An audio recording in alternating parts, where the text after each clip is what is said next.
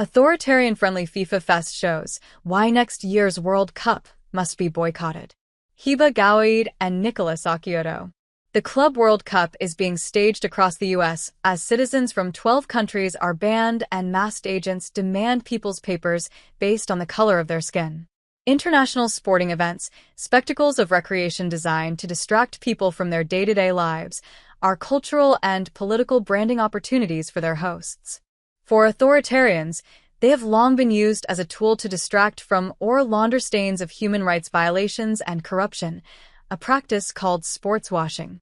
Russia, which has a track record of violent repression, and Qatar, notorious for labor rights violations, each paid millions in bribes to be able to host the World Cup in 2018 and 2022 respectively. This is a new image of Russia that we now have, FIFA's president, Gianni Infantino, said after the tournament there. This summer, the FIFA Club World Cup has come to the United States.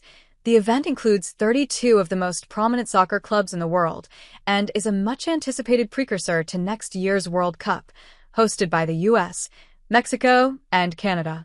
The Trump administration, however, is not using the opportunity to manufacture a positive image of the country, but instead is using the events as a platform to amplify its emerging authoritarianism. In a now-deleted post on X, Customs and Border Protection, CBP, announced that it would be suited and booted to attend the group stage matches in Miami. Even as CBP and Immigration and Customs Enforcement, ICE, later clarified that they would be there as part of the event's security team, a role they have played at similar events, ICE told NBC News that non-citizens attending should carry their immigration papers.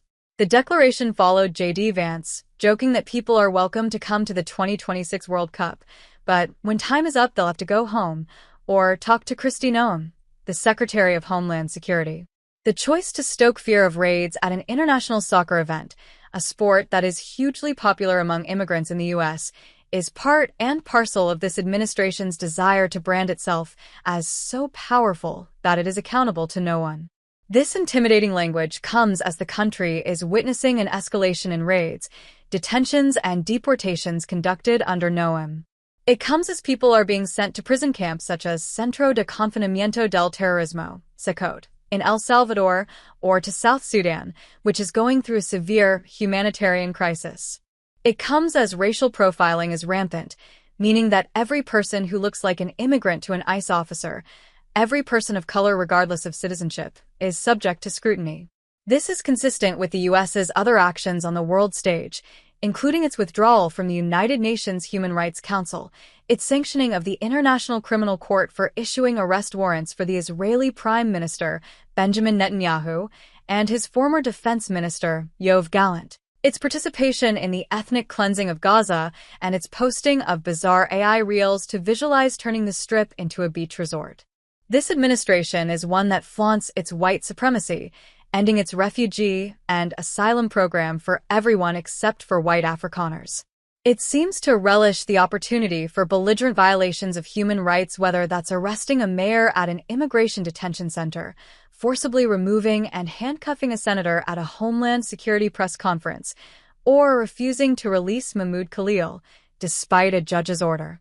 Last month, the leading human rights organization Human Rights Watch urged FIFA to reconsider allowing the United States to host the World Cup, citing grave concerns over the treatment of immigrants.